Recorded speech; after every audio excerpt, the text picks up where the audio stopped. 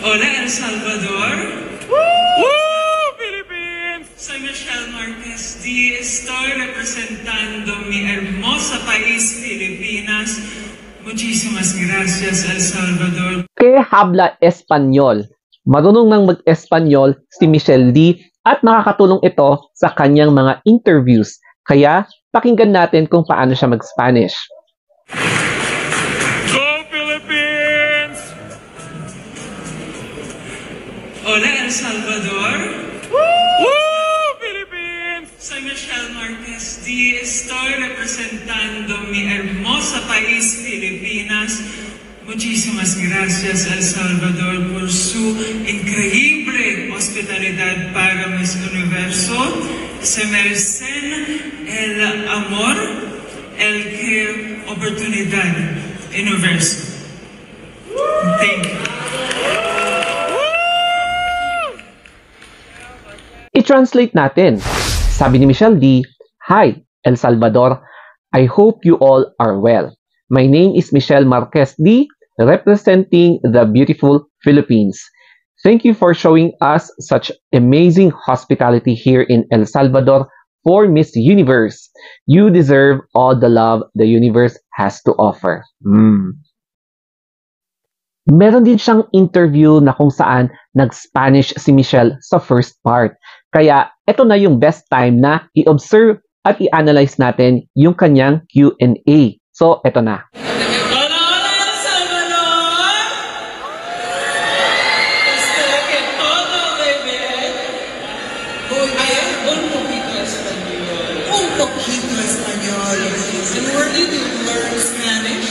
Well, I am a Marquez, so I know a little bit of the basics, but of course I had to touch it up before coming here to El Salvador.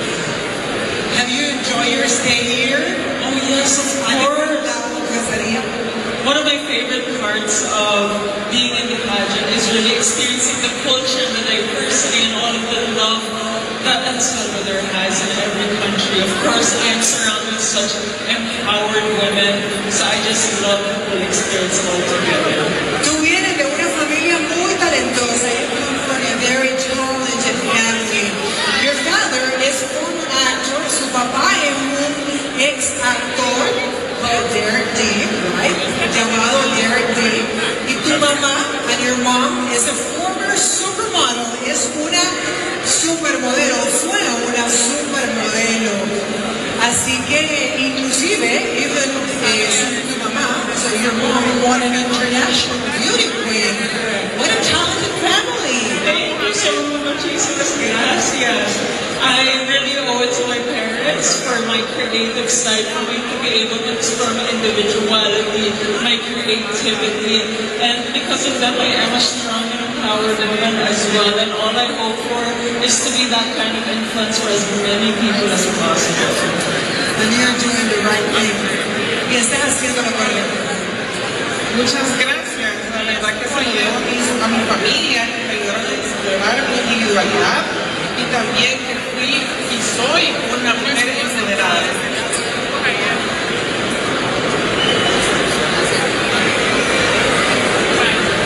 We're having a little fashion chat here. Estamos teniendo una pequeña plática de moda acá. Tell me about your dress and your designer. Oh my gosh, so I am wearing Marc McGuarter. This is an amazing piece that he debuted in the LA Fashion Week, but also Marc McGuarter is designing my preliminary and final gown. So I'm just so honored to be wearing it while meeting all of you. Muchísimas gracias, El Salvador. Ito na ang ating reaction. So, part 1 muna tayo sa kanyang introduction na full Spanish. Ang masasabi ko dito is, well done. Good job.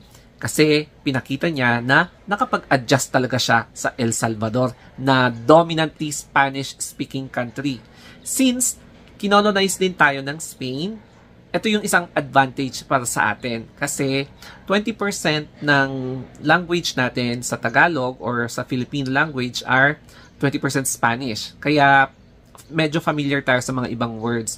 And advantage ito kasi pwede niyang i-interject, tama ba yung term ko, or i-insert yung mga Spanish words or phrases before and after ng kanyang sagot, especially kapag sa final answer or sa mga iba pang interview. Dito naman tayo sa part 2. Ito yung part na yung parang before sa gala night.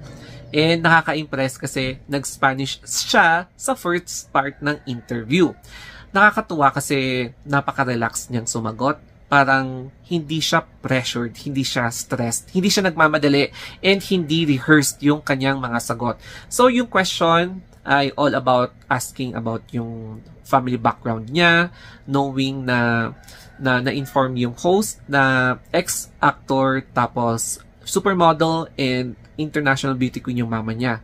Tapos yung way na pagsagot niya is very coherent, relatable, tapos sinishare niya kung paano siya naging creative na dahil sa influence or tulong and guidance ng kanyang mga parents ay she is so happy na nagkaroon siya ng magandang upbringing. Kasi syempre kumpleto yung family niya and she wants to share kung what it's like to be a child of an actor, tapos of a celebrity na very humble. Hindi siya yung ibang alta na hindi approachable. She is always willing to entertain, welcome everybody, tapos wala kang mafe-feel talaga na pagka-maldita niya sa stage. And syempre naman, pati sa attitude niya ay very positive kapag nakikiharap sa mga audiences, sa mga fans, and sa mga vloggers na nandun sa El Salvador. One perfect example is the way she approached yung kanyang mga fans, mga pageant vloggers. Makikita nyo dyan na welcoming siya, nakikipag-picture pa nga siya tapos hindi talaga siya deadma. Alam natin na isa siyang alta, from alta sociedad na family. Syempre, makikita mo na social-socialan siya. But then, hindi siya yung tao na nasnabera talaga. Sa kanya na very warm, she always entertains everybody. Tapos, of course naman, guarded siya kung alam niyang medyo abusive na yung uma-approach sa kanya.